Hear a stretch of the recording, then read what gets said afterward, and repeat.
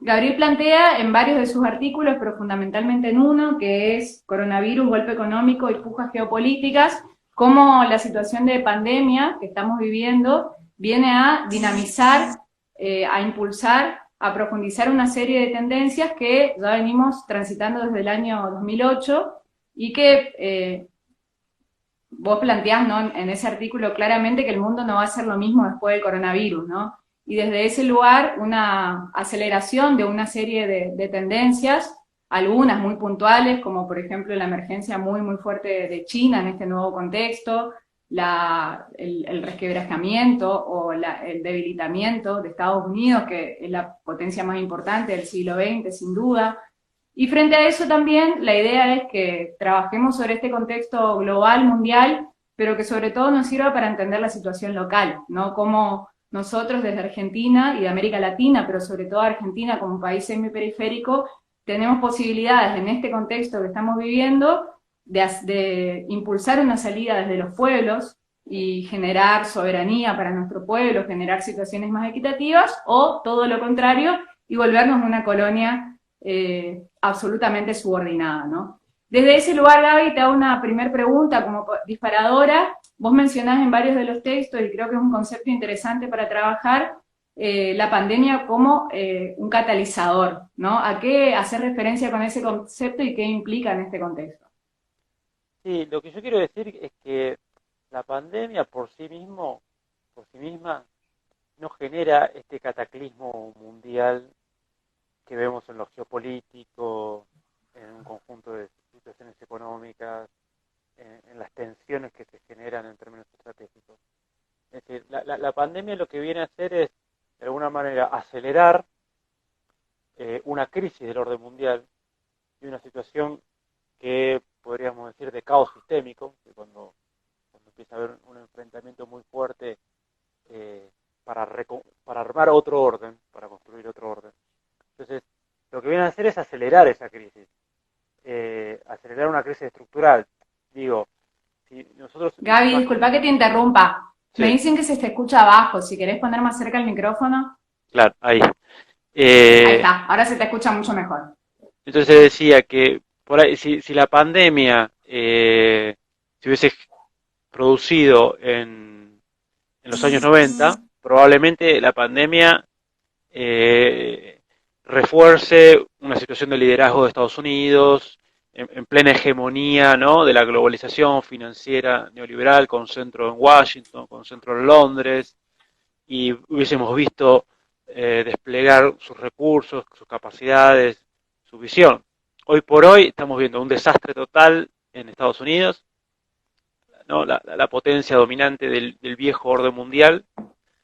Estamos viendo que en Estados Unidos hay una enorme cantidad de muertos, pero a su vez hay una recesión fundamental. Es decir, esa tensión que supuestamente hablan de salud y economía es desastrosa por donde se lo mire, es decir, en cualquiera de sus dos dimensiones.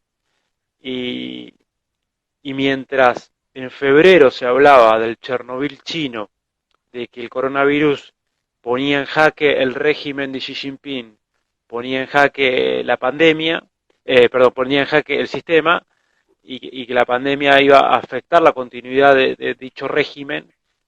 Hoy vemos, o 2 meses después vemos, en los principales medios de comunicación, alarmas por lo que está avanzando China, e incluso The Economist, una revista británica del establishment anglosajón, aunque bastante enfrentada con Trump, pero del establishment anglosajón, habla de, o se pregunta si China está ganando, ¿no?, cuando piensa las consecuencias geopolíticas de la crisis. Vemos una China emergente, vemos una China que lidera la cooperación internacional, que dona material sanitario a todo el mundo, pero que además muestra una fortaleza, unos números impresionantes. Es decir, China produce el 90% de los antibióticos del mundo. China produce el 80% de las materias primas necesarias para producir la medicina mundial. Y es una Bueno, vos lo cuestión, planteás claramente, ¿no? La fábrica del mundo y no cómo esa situación va además hacia la fábrica del mundo haciendo punta en la ciencia y la tecnología, ¿no? Claro, además eso, China no solamente es fábrica de baja complejidad como era hace algunos años, entonces el norte global producía la tecnología de punta, el diseño, las grandes finanzas, y China tecnología media, ¿no? Y tecnología baja, era como una fábrica, pero hoy no solo es la fábrica, hoy es el un gran centro productivo tecnológico. Obviamente hay otros, Estados Unidos, Alemania y Japón lo es, pero hoy la escala de China y la capacidad tecnológica que está demostrando, ¿no? Se está convirtiendo en un jugador central. Entonces es como que, a ver, lo que sucede, ¿por qué digo catalizador? Es como un terremoto. Cuando vos, la pandemia es como un terremoto, cuando se produce el terremoto, una gran crisis, un desastre total, eh, y es el momento que vos lo sentís. Ahora, el movimiento de placas tectónicas que produjo ese terremoto viene de antes, o sea, y hay una evolución, entonces vos ves cómo esas placas tectónicas se iban moviendo, eh, y bueno, y ahora lo que se produce es el terremoto, ¿no? Después de ese movimiento de placas tectónicas, que es lo que estamos presenciando, donde el mundo ya no puede ser el mismo, digamos, porque la corteza terrestre se ha corrido, se ha movilizado. Entonces, eso es de alguna manera lo que estamos viendo y por eso digo, es catalizador de un conjunto de tendencias. Por ejemplo, la crisis económica, que desde 2008 lo vemos claramente. Por ejemplo, de esta emergencia de Asia-Pacífico, de China y de todas sus fortalezas materiales, sociales, estatales, ¿no? Es también una, Crisis orgánica, dice un compañero, ¿no? claro, y bueno, porque es una crisis orgánica del sistema mundo. O sea, el sistema mundo, tal como lo conocemos, se está desmoronando. Vivimos una gran época de transiciones. O sea, otra tendencia que se acelera es la cuarta revolución industrial, que después podemos tocar más en profundidad, o la llamada cuarta revolución industrial y toda la transformación en las relaciones sociales de producción, en el paradigma tecnológico, y que implica eso, ¿no? Que lo estamos viendo con la velocidad en que se expande la educación virtual, el comercio electrónico, El teletrabajo, ¿no? el trabajo, nuevas tecnologías, etcétera, toda una reingeniería social y las distintos escenarios para donde se puede ir eso. Otra tendencia que vemos es la agudización de la guerra híbrida. Eh, y, y, y hoy está, la guerra híbrida global que estamos viviendo, una guerra híbrida en el sentido que es una guerra en frente financiero, es una guerra comercial, es una guerra de información, a ver si hay algo ahora es guerra de información a mansalva, producida hasta por los propios núcleos de poder mundial, que dicen, Claro, eso no te iba sé, a preguntar, ¿no? Otro concepto que aparece fuertemente ahí es el de guerra mundial híbrida fragmentada, ¿no? claro, porque que es la nueva forma de la guerra. Yo digo, para nosotros poder entender esta crisis es bueno situarse en 1929, 1930, cuando estalla la bolsa de comercio de Wall Street, de Estados Unidos, pero que en realidad ahí también se sintetiza un conjunto de fenómenos que venían ocurriendo. Que es ese gran periodo de caos sistémico que va de 1914 al 45 o 53. Finaliza ese periodo más o menos con la guerra de Corea. Es un periodo de caos sistémico, un periodo de la crisis de la hegemonía británica, nuevas potencias emergentes, ¿no? En ese momento Alemania, Italia, Japón, incluso Estados Unidos mismos, que discuten el orden mundial, una gran crisis económica, una enorme crisis económica que hace estragos, que por ejemplo para Argentina en su momento significó que el precio de las materias primas que nosotros exportábamos se redujera a la mitad por varios años, con lo cual el modelo agroexportador voló por los aires e implicó todo un replanteo del modelo, no solo por parte de las tendencias nacionales y populares, sino incluso la propia oligarquía en su momento y los propios conservadores tuvieron que acomodar las fichas porque ya no soportaba más ese modelo agroexportador y librecambista. Entonces, ese es un mapa. Ahora, ese mapa del caos sistémico anterior que vivimos, 1914-1953, que no es casualidad que ahí vimos la emergencia del irigoyenismo y el peronismo, porque son propicios estos momentos de caos sistémicos, de gran crisis del orden mundial para la emergencia en las periferias, en las semiperiferias de los procesos nacionales y populares, que quieren democratizar la riqueza y quieren democratizar el poder, y quieren romper su carácter dependiente o semicolonial, y quieren impulsar modelos de desarrollo, porque estos caos sistémicos o brotan grandes monstruos, como vemos, ¿no? Por en el país vecino, Bolsonaro, o también grandes luces de esperanza. Y no es casual que yo digo, este caos sistémico lo estamos viendo ya más ahora, pero la crisis de hegemonía ya la vemos claramente que se inicia en 2001. Yo ubico la crisis de hegemonía del actual orden mundial y la crisis de hegemonía. Y esta transición ya la vemos en 2001. De hecho, ahí inicia Estados Unidos la guerra contra el terror, cambia el encuadramiento de la relación con China, la pasa de, de cooperación estratégica para el siglo XXI a competencia estratégica, estamos hablando del 2001, ya define su relación con China como de competencia estratégica.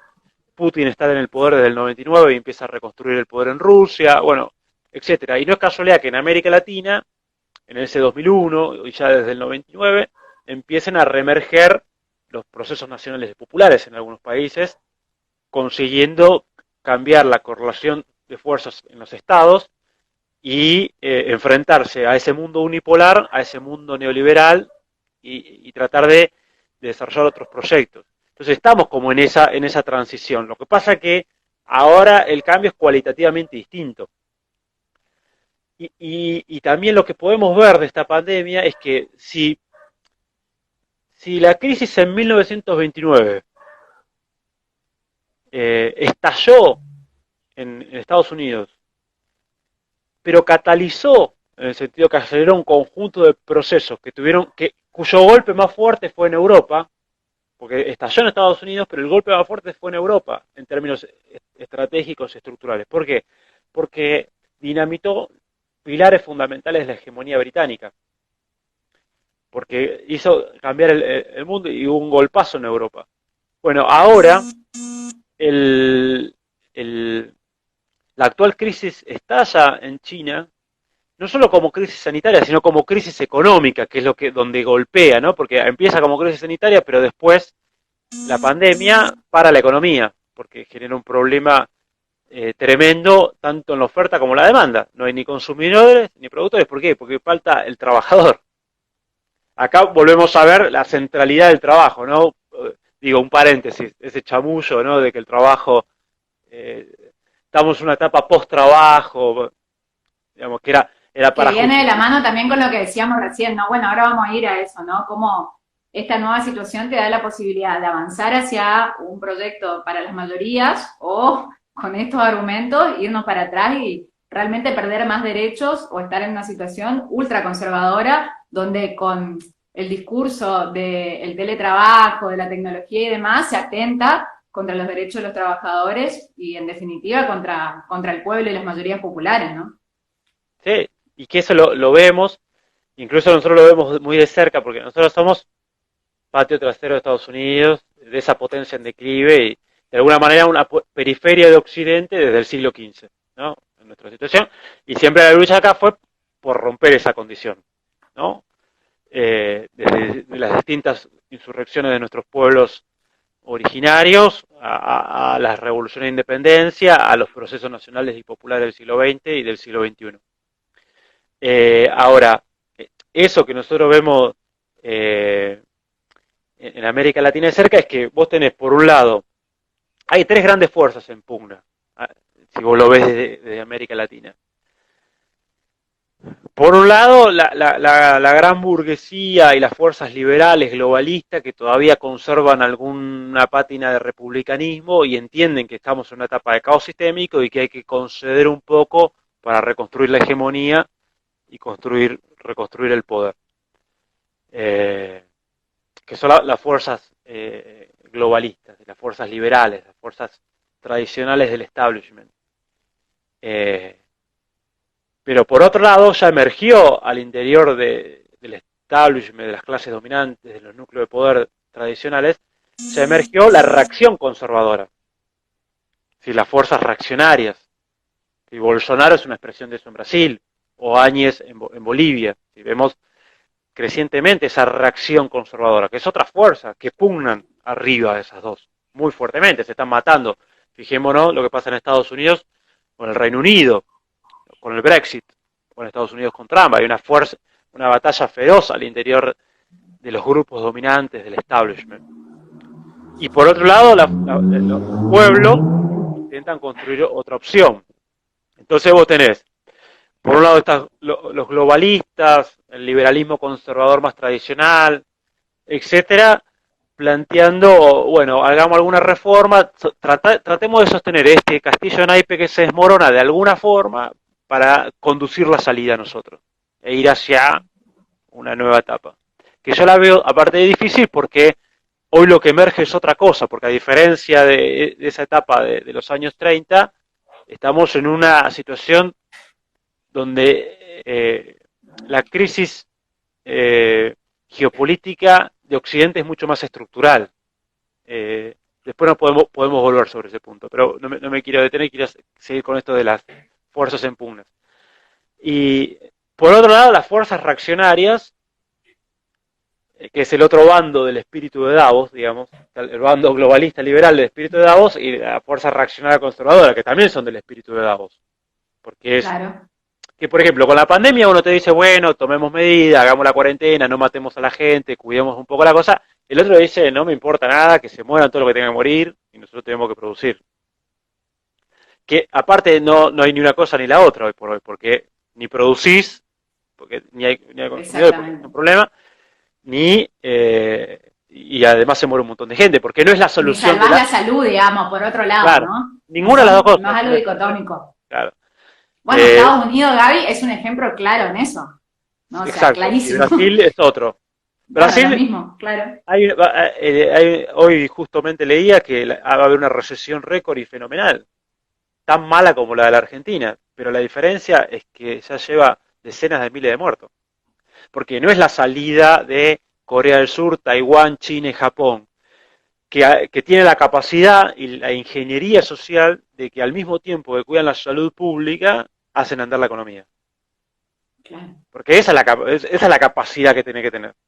No, esto no. Esto, bueno, entonces esa es la zona Gaby, fuerza en relación, mm. bueno, terminá si querés la idea y te pregunto. No, y eso, las fuerzas reaccionadas y las fuerzas nacionales y populares que, bueno, en América Latina están en rediscusión, reconversión, y que creo que tienen muchos desafíos para pensar de cara a la pandemia. Pero volvamos a... No, en relación ahí, dos cosas. Primero, te iba a preguntar una, pero primero te pregunto en relación a lo que decías. Vos hablás también en varios de los artículos de las relaciones sociales de producción híbrida, ¿no? Si podés explayarte en ese concepto, en el sentido de lo que aparece más en lo mediático, que por ahí es lo que más nos llega, bueno, que en China se paga poco a los trabajadores y que trabajan todo el día, o sea, la cuestión más, si se quiere, de lo que se instala desde los medios y qué es lo que realmente sucede desde tu reflexión respecto de China, lo que expresa como potencia y lo que expresa también Oriente como sistema social de relaciones sociales frente o versus Occidente, que es lo que nosotros más conocemos, ¿no?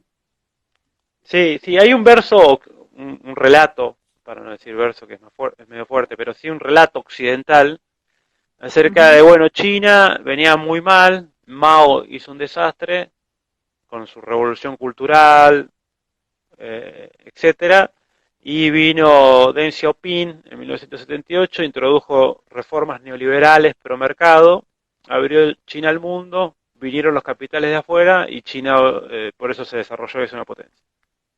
Y China es capitalista, y es una fuerza capitalista más.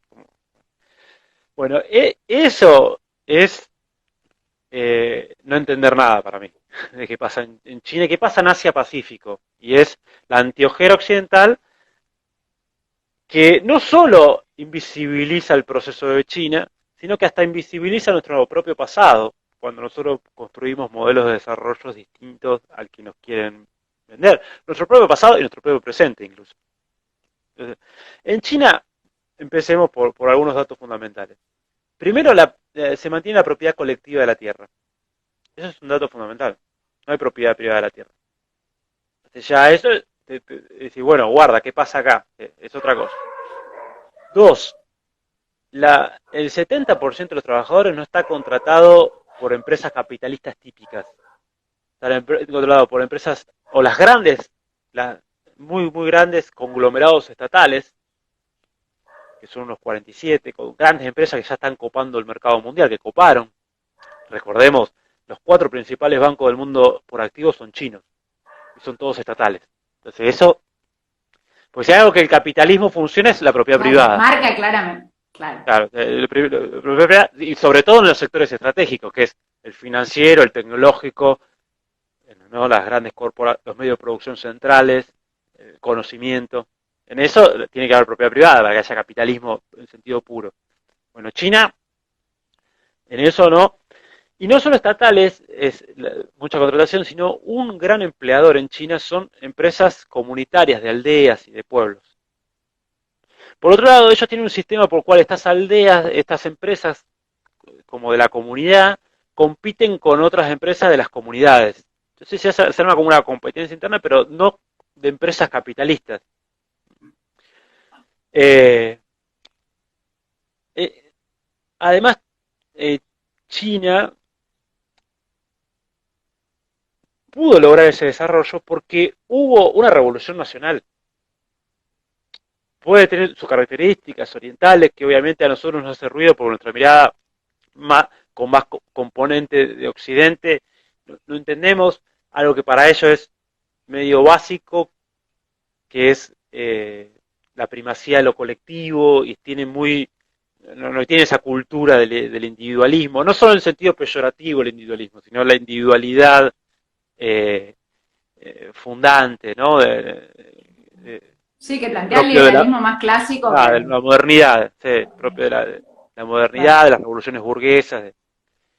Pero ellos hicieron una revolución nacional, y desde la revolución nacional, ustedes piensen, un dato fundamental, toda la etapa de Mao, China creció al 6% en promedio anual, y a pesar de todo el desastre que sí se generó con la gran marcha adelante, pero creció enormemente, pero además recuperó soberanía, recuperó poder nacional, rompió su condición de colonialidad y elevó sus niveles de educación, de salud. Después, otra cosa es si discutimos si nos gusta ese modelo o no, pero no se puede como negar eso, porque ese es un puntapié inicial, que recuperó soberanía política, recuperó decisión propia, recuperó.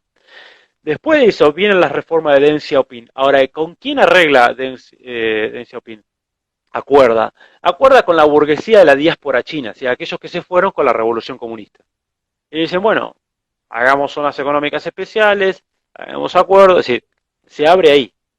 Obviamente, acuerda con Estados Unidos en esta cuestión que a Estados Unidos les convenía para romper el bloque con la Unión Soviética, pero después China se beneficia también de todo el desarrollo y la expansión de Japón y todo su proceso de producción por camadas, lo que nosotros conocemos acá como la subcontratación y todo eso, que lo conocemos además en su etapa más flexibilizante, ¿no? Que de subcontratar, tener tercerizadas, bueno, eso es un modelo bien japonés, y que viene de ahí, eh, y que muchas de esas tercerizaciones se empezaron a desarrollar en China. Entonces, mucha industria japonesa en China, a partir de los 70, 80, 90.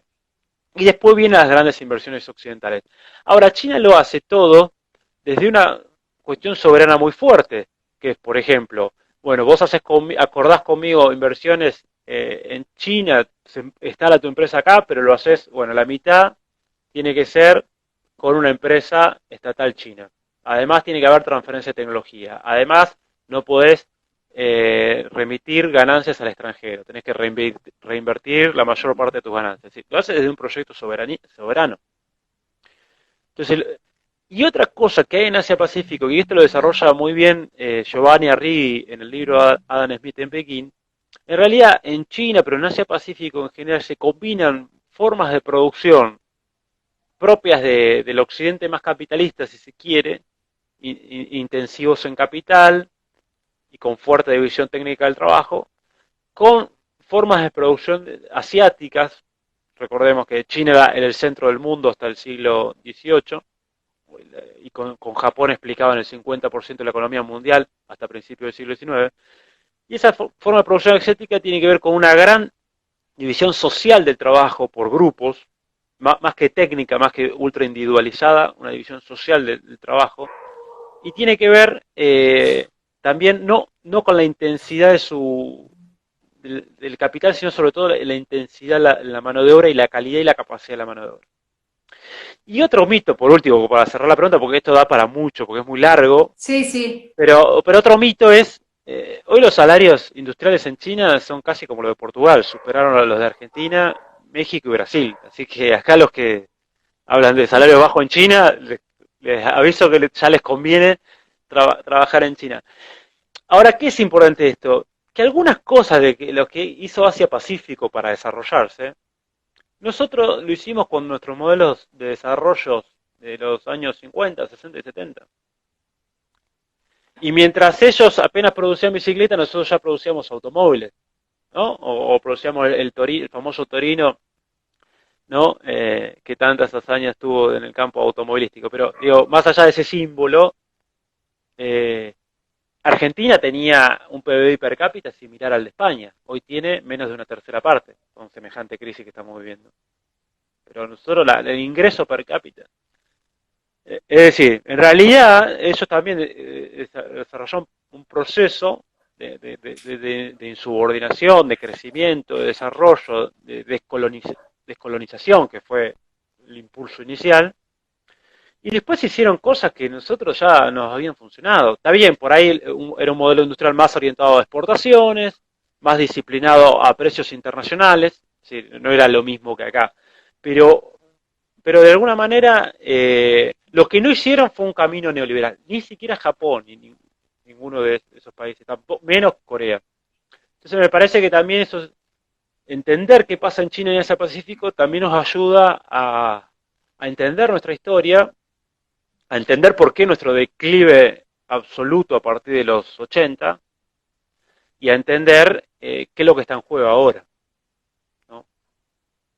Y ahí un poco, Gaby, en relación a qué es lo que está en juego ahora, dos cuestiones. Una, cómo hoy juega el rol del Estado, ¿no? Porque se pone en discusión el rol del Estado, y en ese sentido, ¿para dónde va América Latina? ¿No? Sabiendo que es un contexto, como vos claramente planteabas, o volvemos a ser nos vamos de la semiperiferia a la periferia absoluta, y somos lo más lejos del patrio trasero de Estados Unidos y de Occidente global, o empezamos a fortalecer un proceso que, como vos decías, lo venimos haciendo, de mayor independencia, soberanía para nuestros pueblos, ¿no? Sí. Hay una frase no me la voy a acordar con exactitud, pero sirve para graficar esto, que decía Keynes, uno de los intelectuales del Estado plan, como le dice Benjamín Coriat, o ese Estado, algunos le llaman de bienestar, o el Estado social, el Estado interventor, ese Estado fuertemente comprometido con la acumulación capitalista, pero también con amortiguar la lucha de clases, con incorporar a los sectores trabajadores al mercado, a la salud, a la educación. Bueno, Keynes decía, la lucha de clases, esto lo decía en los años 30, ¿no? Que estaba convulsionada Europa, dice, siempre me encontrará del lado de la burguesía ilustrada. Cuando habla de la burguesía ilustrada, estaba diciendo, por un lado, no estoy del lado de los que plantean los trabajadores, de alguna manera, pero también le decían, no estoy del lado de la burguesía no ilustrada. O sea, los que no entienden nada de lo que está pasando y siguen mirando viejas soluciones para problemas nuevos, pero además se plantean como reaccionarios y la reacción no puede conducir un proceso de salida a la crisis, sino que la agudiza más. En ese sentido, el capital y los sectores más lúcidos hoy del gran capital, del establishment mundial, saben que necesitan mucho Estado. Es más, lo están poniendo en práctica. Las crisis capitalistas demandan mucho Estado. No es que esto es nuevo, ya lo vimos en el 2008. ¿Quién rescató a la banca en 2008? ¿Quién puso cantidad de plata para rescatar las economías? Los Estados. que iniciaron todo un proceso de hiperendeudamiento y de hiperliquidez para que no se muera la economía, y así todo está el problema estructural de la economía del norte global, que ni Europa ni Japón recuperaron el PBI que tenían en 2008. Imagínate que a pesar de toda la plata que pusieron, a pesar de... Sí lo pudo hacer Estados Unidos, que tienen otras condiciones, sí pudo seguir creciendo, pero a tasas mucho más bajas que China. Entonces, el establishment, los grandes sectores de poder necesitan Estado. A ver, siempre en estas crisis hay Estado fuerte. El tema es que ¿para qué lado es el Estado fuerte? Incluso los neoliberales criollos, que es un neoliberalismo periférico, no es lo mismo que el neoliberalismo de país central, que yo siempre lo remarco, porque no es lo mismo un neoliberalismo de país central que por un lado ajusta a los trabajadores, ajusta salarios y saca beneficios sociales y achica educación pública, la privatiza, etcétera, pero por otro lado mantiene las capacidades estratégicas de los estados centrales, tecnología, complejo industrial militar, sistema financiero y moneda. Bueno, eso es un estado de país central. Acá en la periferia no solo es destrucción de derechos laborales, etcétera, sino que es destrucción de las capacidades nacionales, destrucción del sistema tecnológico nacional. Sí, la seguridad, sí. Bueno, ni hablar. Destrucción de todo. Entonces, pero aún esos neoliberales periféricos necesitan estados fuertes, por ejemplo, para reprimir. O para, por ejemplo, producir las reformas neoliberales, justamente. O para subordinarse militarmente a Estados Unidos y salir a perseguir en nombre del narcotráfico, ¿no? a todo el narcomenudeo y instalar mecanismos represivos que después se aplican para reprimir la protesta social.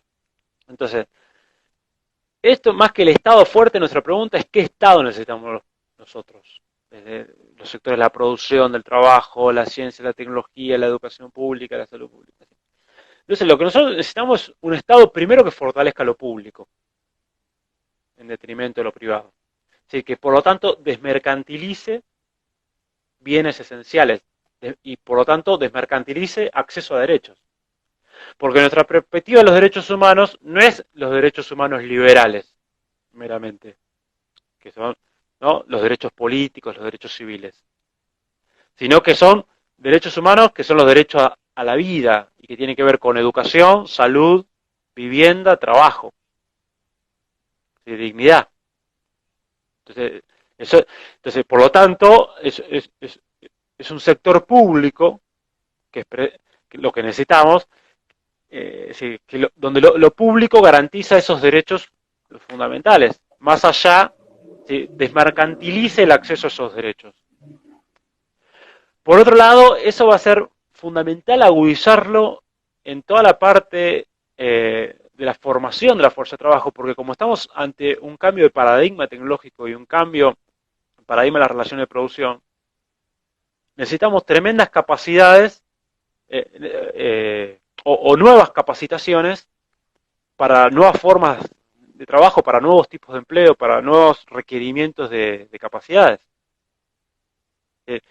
Porque un conjunto de formas de producción antigua se vuelven obsoletas. Ejemplo, el Internet de las cosas. Una cuestión que plantea el Internet de las cosas es, no sé, la conducción automática de camiones, ¿no? Una conducción automatizada. No necesitas un chofer para camiones, para colectivos o para taxis. Eso lo vamos a ver de acá a 20 años. Entonces a vos toda una rama de empleo se te cae. Pero vas a necesitar gente que programe esos camiones, que trabaje con el software, que trabaje con el hardware, etcétera.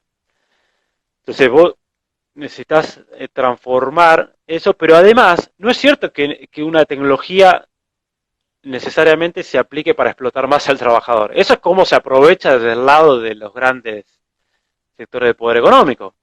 Porque tranquilamente una tecnología, una mayor productividad, puede servir para trabajar menos y repartir más beneficios, ¿no? Porque a veces se hace terrorismo antitrabajador se le dice, bueno, ahora te vas a quedar sin laburo, por lo tanto aceptá cualquier laburo, aceptá cualquier eh, salario, aceptá, bueno, no, Claro que es uno de los discursos, ¿no? Claro, claro, es bien hegemónico y sí, sí, claro. exacto.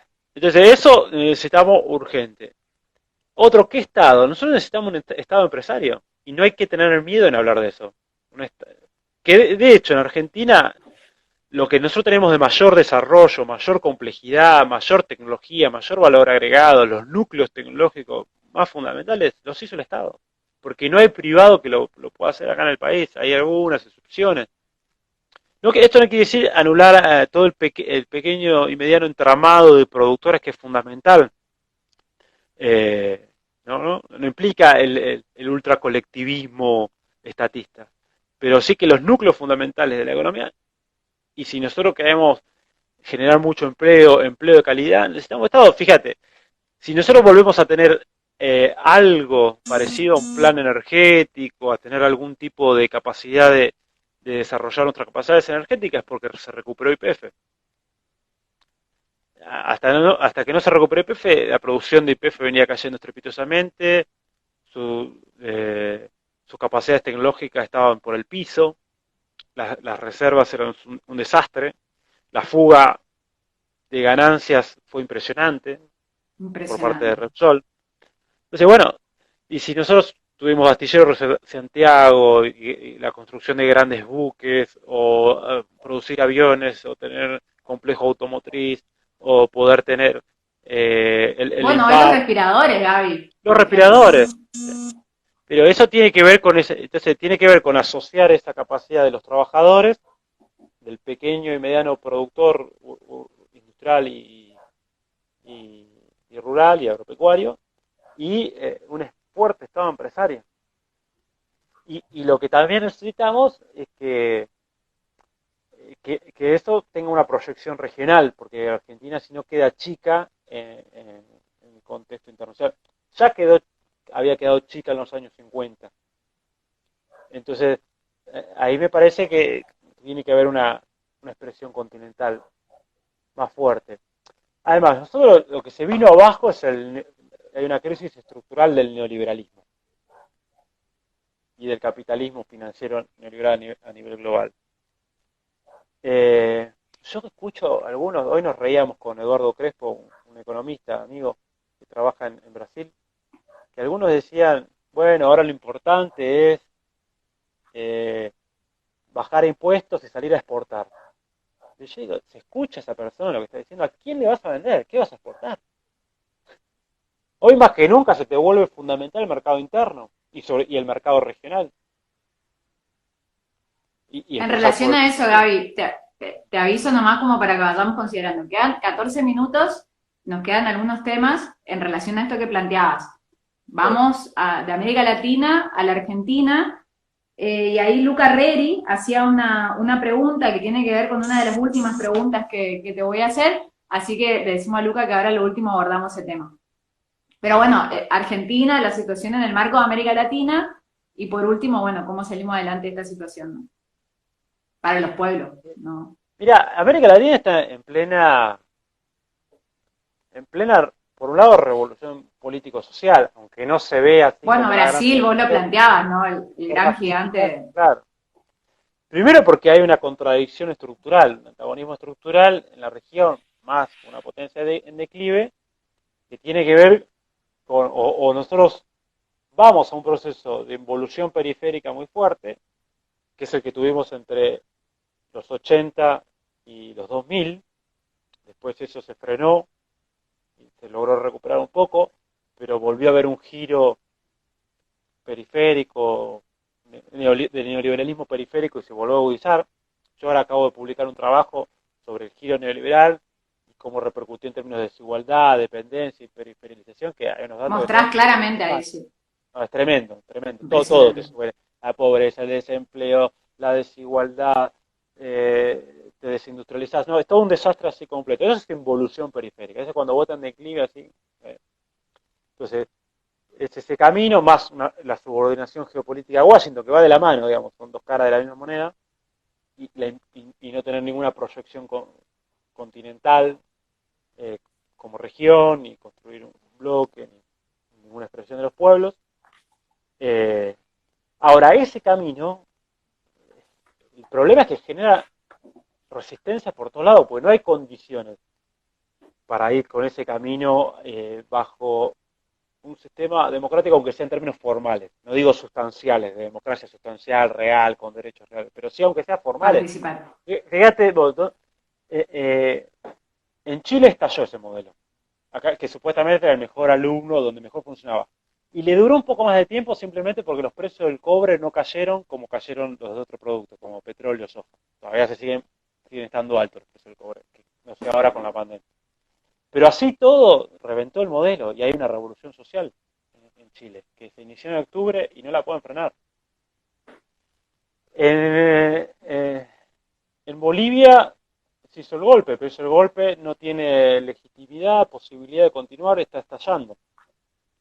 Se está cayendo. Bueno, la Revolución Popular de Bolivia, o sea, la movilización de las mayorías es impresionante, digamos, ¿no? Sí, y ese giro neoliberal no se consolidó, no puede consolidarse. Bueno, en el mismo Brasil, Gaby, ¿no? Las bases más bolsonaristas hoy también empezaron a... Claro. En Brasil, que yo lo decía insistentemente, primero porque hay una lucha feroz en el establishment, y después porque ese programa no cierra políticamente, porque lo mismo porque lo que no cerró acá en Argentina, donde se fractura los actores dominantes, donde además los sectores populares emergen y tienen cada vez más fuerza y se rearticulan políticamente, cambia la correlación de fuerza como pasó en Argentina. Lo que pasa es que del otro lado van a contestar con la reacción conservadora. Entonces ya, que acá se está intentando armar el bolsonarismo en Argentina, ¿no? Con Burrich, con algunos sectores así.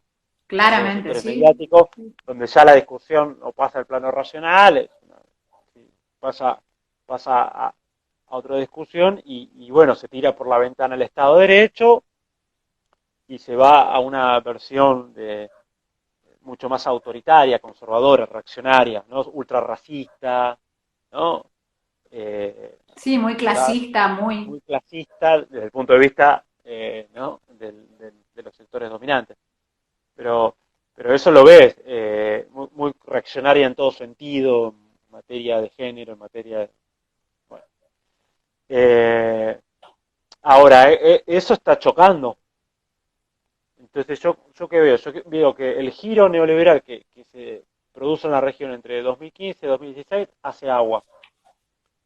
Y vamos a otra etapa de enfrentamiento social. Hace agua, pero a su vez emerge esta reacción conservadora.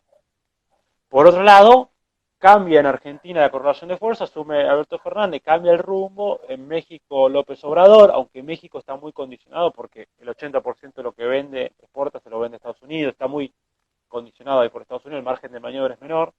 Bolsonaro ante crisis, Chile en insurrección, Perú es un desastre. Te corto acá, Gaby, un ratito nomás para leer un comentario que tiene que ver con lo que estás diciendo, por eso. Reformulando, si la crisis es sistémica, la crisis de todo el logismo incluyó los proyectos del progresismo. Y a la vez, eso genera oportunidad de construir otras relaciones sociales. Y ahí, bueno, en relación a eso, ¿cuál es el rol de los trabajadores en la construcción de esas relaciones? En términos de construcción de las fuerzas sociales del pueblo. Era parecida a la de Lucas y es muy parecida a la que tengo acá por último. Lo que hay es una crisis del liberalismo político como tendencia estructural, porque el liberalismo político ya no soporta todas estas contradicciones. Y eso incluye al progresismo, digamos, el progresismo en su sentido liberal, como a la izquierda del liberalismo. Igual es complejo la región porque muchos de acá combinan se articulan fuerzas políticas que combinan discursos y pensamientos progresistas con también nacional populares o de tradiciones peronistas o de tradiciones de izquierda nacional. Es decir, eso está todo en ebullición, no hay linealidad. Si van a analizar los gobiernos, las propuestas, no hay linealidad. Hay una heterogeneidad de sectores, una heterogeneidad de cosas, pero claro que es una crisis del progresismo en su sentido menos transformador, si se quiere, o más de bueno, generar alguna reforma, pero no cambios estructurales, porque no hay espacio mucho para eso. incluso hasta los que asumen con discurso progresista después se enfrentan a dilemas que son que son estratégicos y que tienen que parten el espacio social, que parten aguas.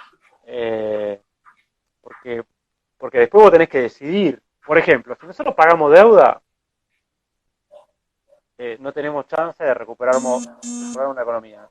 Entonces, el gobierno, que tiene un discurso moderado, todo lo que quiera, pero le está diciendo a los acreedores, por 3 4 años no te pago un peso. O sea, o sea, está obligado a eso. Si quiere ir hacia un rumbo más o menos con una orientación popular, una orientación progresista. Porque el otro camino es el declive absoluto, la destrucción absoluta, el camino que plantea las fuerzas sociales neoliberales, tanto en su sector reaccionario conservador como en su sector más liberal clásico. Que esa batalla la vemos al interior del macrismo, ¿no? O sea, entre sectores liberales y sectores reaccionarios. Pero sí, y necesariamente vamos a una transformación profunda de las relaciones sociales, para un lado o para el otro. Insisto, en estos momentos de crisis o emergen los monstruos, ¿no? Los autoritarismos, los fascismos, los totalitarismos más reaccionarios, pero también son las oportunidades de construir otras relaciones sociales con otra cosmovisión, de restituir, bueno, acá lo que se llama la comunidad organizada, con otros valores, otras cosmovisiones, quizás para otra charla esto, pero que es el debate profundo de esta crisis civilizatoria que vivimos. Gaby, ahí aprovecho, Sí. si termina la idea, y te hago la última pregunta Y eso porque se quedan 5. construye con fuerza social, no se construye porque llega un gobernante. Hay una ilusión ahí liberal también que nosotros tenemos de crisis, que el gobierno es un equilibrio de fuerzas, que el Estado, ¿no? Mismo como sistema de mediación es un equilibrio de fuerzas, es una expresión de distintos grupos sociales y de acuerdo a ese equilibrio, a esa dinámica, a esas pujas, a los poderes relativos, se avanza para un lado o para el otro, se va a un rumbo o a otro rumbo, sin construcción de fuerza social, de sectores del trabajo, de la producción, si no hay salida. Es más, para explicar el cambio de gobierno en Argentina, la única forma de explicarlo es por el cambio de correlación de fuerzas que se empieza a producir, sobre todo, pienso yo, a partir de diciembre de 2017, cuando un conjunto de resistencias gremiales de distintos sectores, de la ciencia, de obreros,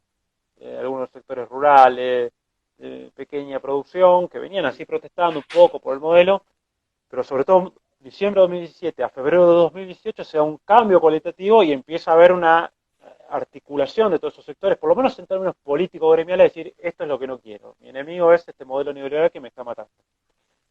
Y eso después se expresó en la política, de alguna forma. No es lineal, porque nunca es lineal, pero se expresa en el Estado. Y acá no tuvimos una tremenda crisis político y social, como la del 2001, porque la política lo procesó antes ese cambio. Ahora, estamos en el riesgo, o sea, la situación es muy delicada, entonces va a haber que construir mucha fuerza social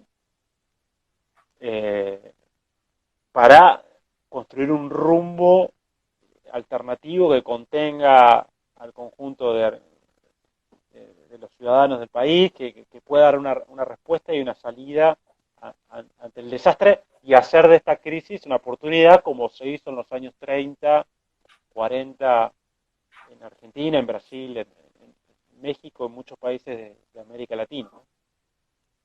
Gaby, quedan 3 minutos para cerrar. En este marco de lo que decías, ¿cuál crees entonces vos, así muy brevemente, que es el desafío de los movimientos nacionales y populares en América Latina y en la Argentina, y particularmente de las organizaciones políticas, ¿no? Viste, considerando que acá hay muchos compañeros que son militantes, hay también otros compañeros, pero que es importante para nosotros escuchar tu reflexión en ese sentido, digamos. Y los desafíos es, primero,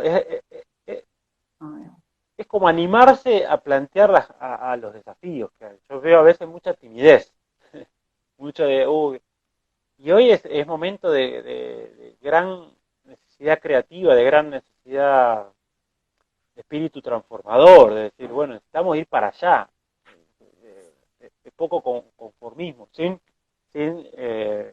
pasarse de vuelta, pero digo, si nosotros nos pensamos en grande hoy, digamos, en qué grandes transformaciones estamos y si eso no emerge desde abajo, de los sectores populares, de los grandes movimientos nacionales populares, es muy difícil que América Latina rompa este proceso de declive, retroceso, pobreza, desocupación, hambre. Nosotros pensemos, este año nos va a dejar estimaciones conservadoras, sin,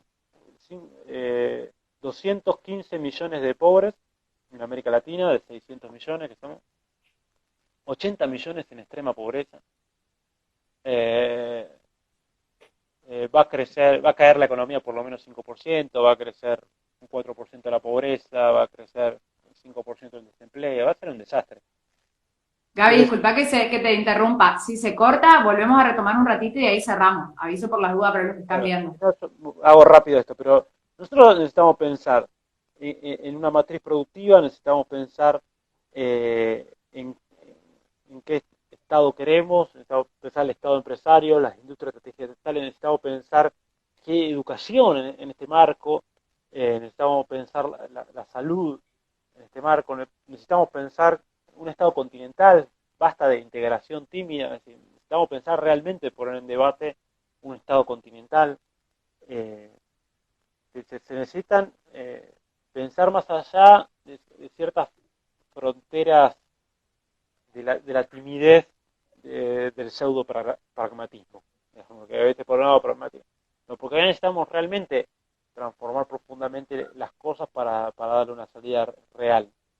Entonces, yo creo que los movimientos nacionales y populares tienen que ser conscientes del momento histórico que estamos viviendo. Yo por momentos veo como, bueno, quizás con la pandemia sacudió todo y hay un poco más de conciencia, pero por el momento no pensamos la profundidad del mundo que se nos avecina. Y ya te digo, el único mapa que tenemos, pero es un mapa incompleto, es el mapa de los años del 14 al 50 y pico, ese caos sistémico anterior. Pero es un mapa incompleto Queda porque menos de un minuto, Gaby. Medio muy minuto. este mundo. Así que, bueno, es animarnos a pensar, a transformar, a actuar, a construir. Esos son nuestros grandes desafíos para lo que viene. Muchísimas gracias, Gaby. Muchísimas gracias a todos los que nos están escuchando. Nos vamos con mucha fuerza, con mucha garra.